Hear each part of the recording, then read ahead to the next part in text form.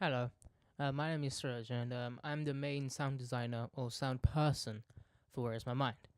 Now, before I talk about what I did for each production stage of the film, I feel like I have to talk about my report because it directly relates to what I did during those three stages.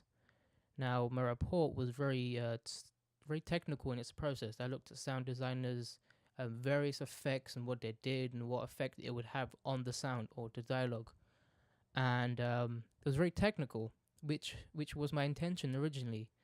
But my what I had, but what I did was very creative because I didn't do things that I originally set out to do. Now, originally I said that I was going to get various detailing of sounds of like uh, close, and just very various nuanced sounds of each thing or during the scene. I didn't do that because we were strapped on time and various things that came up during the shoot. Now, that forced me to be very technical, not technical, creative during post. Um, but before I talk about post, I need to talk about pre-production and production. I had to wait at some time before I did anything during pre-production. Now, I did things like I did talk to the director about what we wanted for the soundtrack.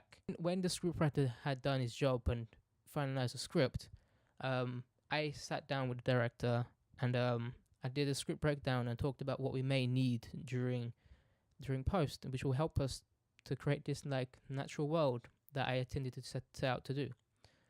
Now, after that meeting, I gathered some various things like footstep sounds, just ambient sounds of like various locations because we knew what locations we needed for the film.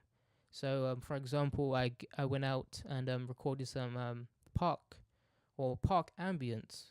Now, production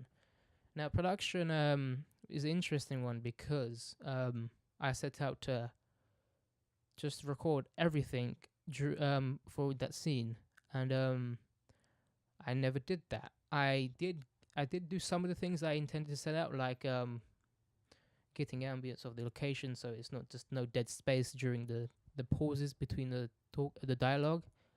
But that was about it. I did get some foley, like now during post, um if I did what I set out to do was to record not just dialogue and ambience, was to record a lot of foley noise during the shoot, which would have helped me creating this naturalistic world which I set to do in the report.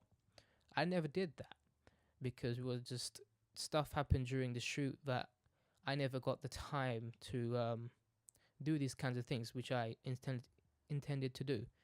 Now, thankfully, I had the internet, and I did these things via the internet. I like searched some stuff off, like clothes ruffling, punching sounds, and just general things that with convolution reverb, it's a very finicky effect. It depends on what you want. Now, it depends on what you want with the sound. With my testing, or with my not testing but general use, I found that just general reverb did the job well. I use a lot of reverb because of we have like voiceovers and just general like dream sequences, and reverb helps that a lot to do what it is. Um, Again, reverb, the general reverb, I think it did a better job of making the sounds like sound effects, or like punching and ruffling. It did a better job of mixing in with the with the um with the dialogue and the soundscape I created with the ambience.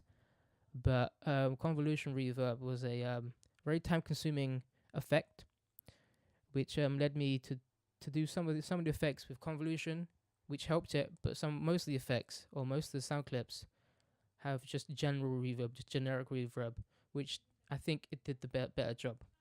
Now, the question is, did I answer my question of how sound designers create a naturalistic world? Um, I don't think I did because their approach was very technical, and my approach wasn't as technical as they would said have been.